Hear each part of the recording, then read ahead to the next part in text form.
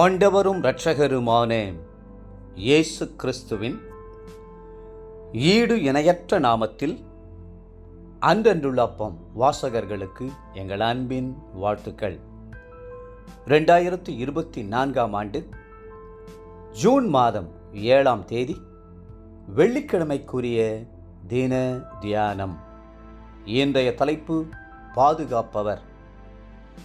யூதா 1:24 சொல்லுகிறது, வலுவாதபடி உங்களை காக்கவும் தமது மகிமையுள்ள சன்னிதானத்திலே மிகுந்த மகிழ்ச்சியோடே உங்களை மாசற்றவர்களாய் நிறுத்தவும் வல்லமையுள்ளவரும்.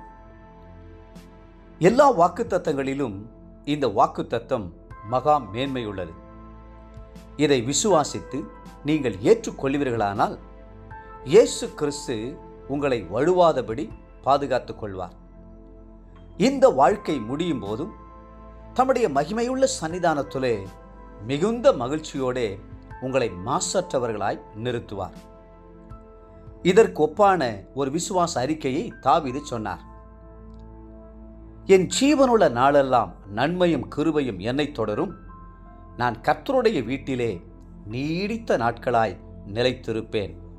23ஆம் சங்கீதம் 6ஆம் வசனம். அநேக பரிசுத்தவான்களுடைய மரண நேரத்திலே இதோ தேவ தூதர்களை காண்கிறேன் என்பார்கள். ஒரு சிலர் எனக்காக பரலோகத்திலிருந்து ரதங்கள் எழும்பி வருகிறதை காண்கிறேன் என்பார்கள். இயேசுவே, என்னுடைய ஆவியை உம்முடைய கரங்களில் ஒப்புக்கொடுக்கிறேன் என்று சொல்லி சிலர் கண்களை மூடுவதுண்டு. அவர்களுடைய முடிவு சமாதானமானதாய் இருக்கும். வேதம் சொல்கிறது, 37ஆம் சங்கீதம் 37ஆம் வசனத்தில், நீ உத்தமனை நோக்கி செமையானவனை பார்த்திரு, அந்த மனுஷனுடைய முடிவு சமாதானம். ஏசாயா 57:2 சொல்லுகிறது, நேர்மையாய் நடந்தவர்கள் சமாதானத்துக்குள் பிரவேசித்து தங்கள் படுக்கைகளில் இளைப்பாறுகிறார்கள். D.L. மூடி என்னும் பக்தன் மரிக்கும்போது, இந்த உலகம் என் கண்களுக்கு முன்பாக சுருங்கி மறைந்து போகிறது, பரலோகம் எனக்காக திறந்திருக்கிறது, இன்று என்னுடைய முடிசூட்டு விழா, நான் தேவனுடைய மகிமை காண்கிறேன் என்று சொல்லி மகிழ்ச்சியோடு கண்களை மூடினார். ஆனால் பாவிகள் மரிக்கும் போதோ நிம்மதியற்று சமாதானமற்று துடிதுடிப்பார்கள். ஐயோ, எனக்கு முன்பாக செத்துப்போன ஆவிகள் வருகின்றன, பாதாளத்திலிருந்து பயங்கரமான அசுத்த ஆவிகளும் பிசாசுகளும் என் கால்களை அக்கினிக்குள் இழுக்கின்றன, என்னை காப்பாற்றுங்கள் என்று கதறுவார்கள்.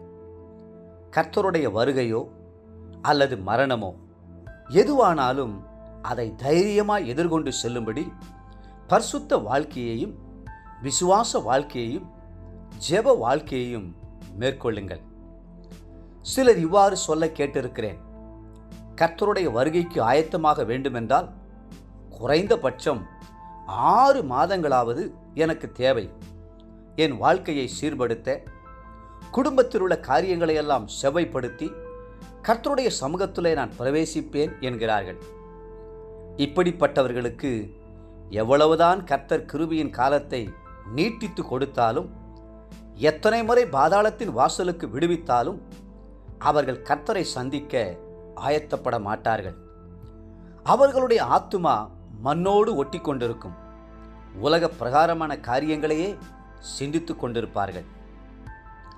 தேவ பிள்ளைகளே, இன்று நீங்கள் உங்களை பரிசுத்தத்திற்கு ஒப்பு கொடுப்பீர்கள் என்றால் அவர் வரும்போது உங்களை மாசற்றவர்களாக நிறுத்துவார்.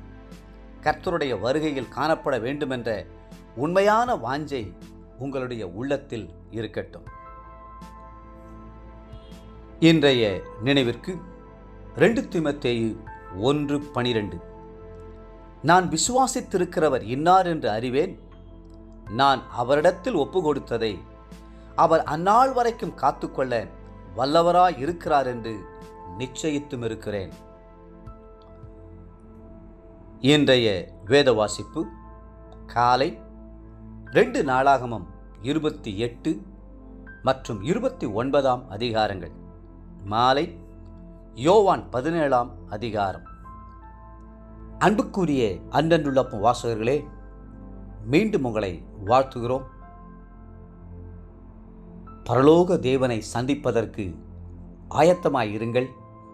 கர்த்தர் தாமே உங்களை ஆசீர்வதித்து மென்மேலும் உயர்த்துவாராக. ஆமென்.